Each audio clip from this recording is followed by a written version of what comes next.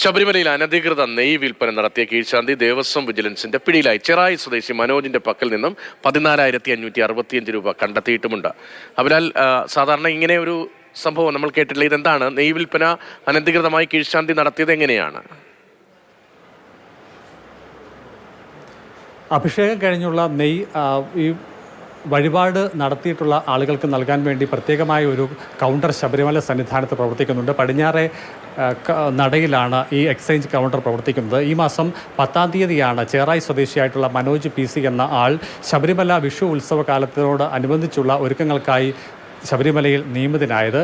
ഇങ്ങനെ ഈ പ്രവർത്തനങ്ങളിൽ, അതായത് ഈ എക്സ്ചേഞ്ച് കൗണ്ടറിൻ്റെ ചുമതലക്കാരനായിരുന്ന ഇയാൾ ഭക്തരിൽ നിന്നും പണം സ്വീകരിച്ചുകൊണ്ട് നേരിട്ട് നെയ് വിതരണം ചെയ്യുന്നു എന്ന് ശ്രദ്ധയിൽ വന്നത് ഇന്നലെ രാവിലെയാണ്. തുടർന്ന് ദേവസ്വം വിജിലൻസ് വിശദമായ പരിശോധനയും രഹസ്യ നിരീക്ഷണവും നടത്തുകയായിരുന്നു. അങ്ങനെ ഇന്നലെ ഉച്ചയോടുകൂടിയാണ് ഇയാളെ കൈയോടെ പിടികൂടിയത്. ഇയാളുടെ പക്കൽ നിന്നും 12,000 രൂപയും ഇയാൾ താമസിച്ചിരുന്ന മുറിയിൽ നിന്നും 2,565 രൂപയും കണ്ടെടുത്തിട്ടുണ്ട്. അനധികൃതമായി ഭക്തരിൽ നിന്നും ഈടാക്കിയ പണമാണ് എന്ന് ഇത് വ്യക്തമാക്കിയിരിക്കുകയാണ്. അതോടൊപ്പം തന്നെ ഈ വിഷയത്തിൽ തുടർ നടപടികൾ സ്വീകരിക്കാൻ Sabarimala executive officer Pamba station house ഓഫീസർക്ക് പരാതി നൽകിയിട്ടുണ്ട്.